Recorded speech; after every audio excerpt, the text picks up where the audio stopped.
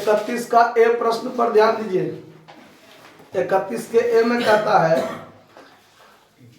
कि 3:1 में लाभ बांटते हुए ए और बी साझेदार हैं।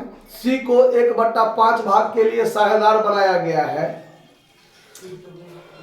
सी के प्रवेश के तिथि पर ए और बी के चिट्ठे में निम्न शेष थे।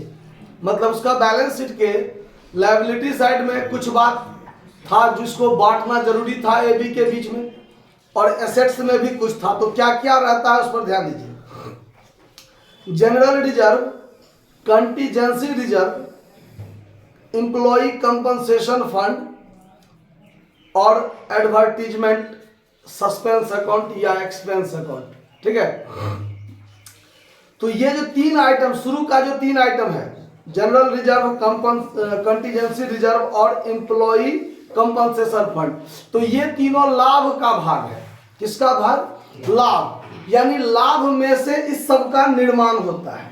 ठीक है, और बैलेंस शीट के लायबिलिटी साइड में ये तीनों आइटम आपको मिलेगा। समझ में आ रहा बात? तो ये तीनों आइटम जो लाभ का भाग है, तो जब कोई साझेदार प्रवेश करेगा तो पुराना साझेदार के लाभ के हिस्सा में से बना है, तो ये तीनों चीज को पुराने साझेदार पुराने अनुपात में क्या करेंगे? बांट लेंगे। तो ये तीनों आपको लायबिलिटी साइड में मिलेगा। ये सब लाभ का भाग है। तो लाभ का भाग है मतलब इसका क्रेडिट शेष है, और इसको समाप्त करने के लिए डेबिट करना पड़ेगा। क्या करना पड़ेगा? डेबिट करना पड़ेगा। और तीनों साझेदार आपस में इसको बांट लेंगे तो साझेदार का पूंजी क्या होगा? बढ़ जाएगा। तो इसको समाप्त करने के लिए इसको डेबिट करना है ना, और फिर पार्टनर्स कैपिटल को क्या करना है? क्रेडिट करना है पुराने साझेदार का।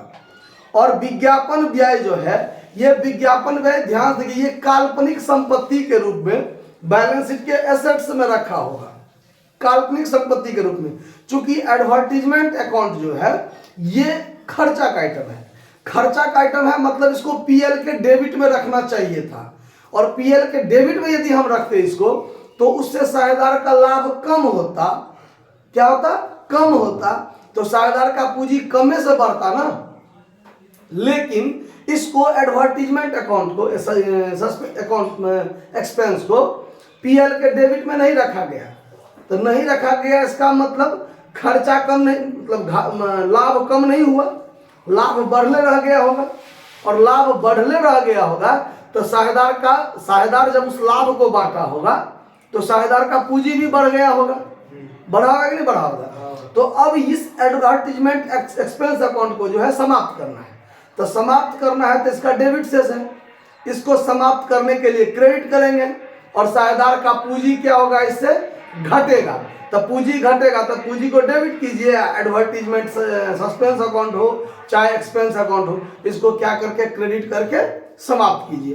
तो इसको बांटने के लिए हम लोग जर्नल एंट्री बनाएंगे। देखिए, तो यहां लिखेंगे journal entry in the books of the firm के पुस्तक में जनरल रिजर्व है, तो जनरल रिजर्व को डेबिट करके समाप्त करेंगे। जनरल रिजर्व अकाउंट दिया। आप अलग अलग भी एंट्री बना सकते हैं और एक में भी एंट्री बना सकते हैं। आया बात समझ में? इस तीनों आइटम को यदि हम बांटेंगे तो साझेदार का पूंजी ना बढ़ेगा, तो बार बार पूंजी बढ़ाने की जरूरत नहीं है, एक के बार पूंजी बढ़ा देंगे। और इस तीनों को बार बार डेबिट अलग अलग करके जरूरत नहीं है, एक के बार में डेबिट कर देंगे। तो देखिए जनरल रिजर्व कितना का शेष है? 12,000। तो 12,000। यहां है कंटीजेंसी रिजर्व, कंटीजेंसी रिजर्व, तो इसको भी रिजर्व तरीके, इसको भी डेबिट कर दीजिए। कितना से? 8,000 से। उसके बाद है एम्प्लॉय कंपनसेशन फंड ना, कंपनसेशन फंड अकाउंट डीआर, कितना से है? 10,000 से।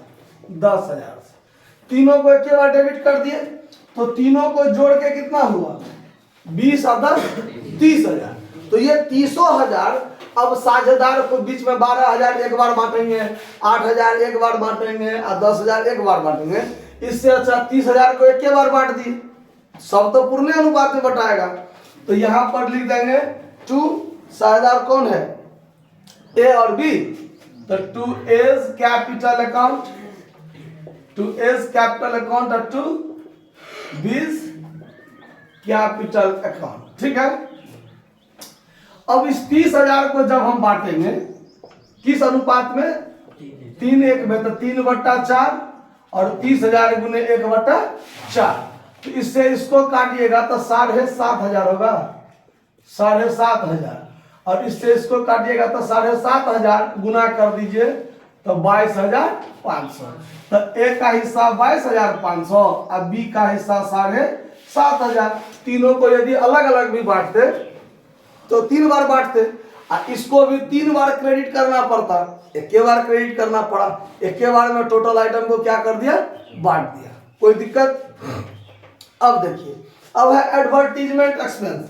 तो एडवर्टीजमेंट एक्सपेंस का होता है डेबिट से, उसको समाप्त करने के लिए क्रेडिट करेंगे, तो साझेदार का पूंजी डेबिट करेंगे। तो A's capital account, Dr, B's capital account, Dr, और 2 में क्या हो जाएगा, एडवर्टीजमेंट एक्सपेंस अकाउंट। कितना कितना रुपया होगा, 16,000 है, तो 16,000 को 3:1 में बांटेंगे तो 12,000, 4,000 मिलाकर 16,000, 3:1 में बांट दिया, सवाल बनकर तैयार हो गया। कोई दिक्कत? दिक्कत नहीं है? ठीक है, तो नोट कर लीजिए इसको। धन्यवाद।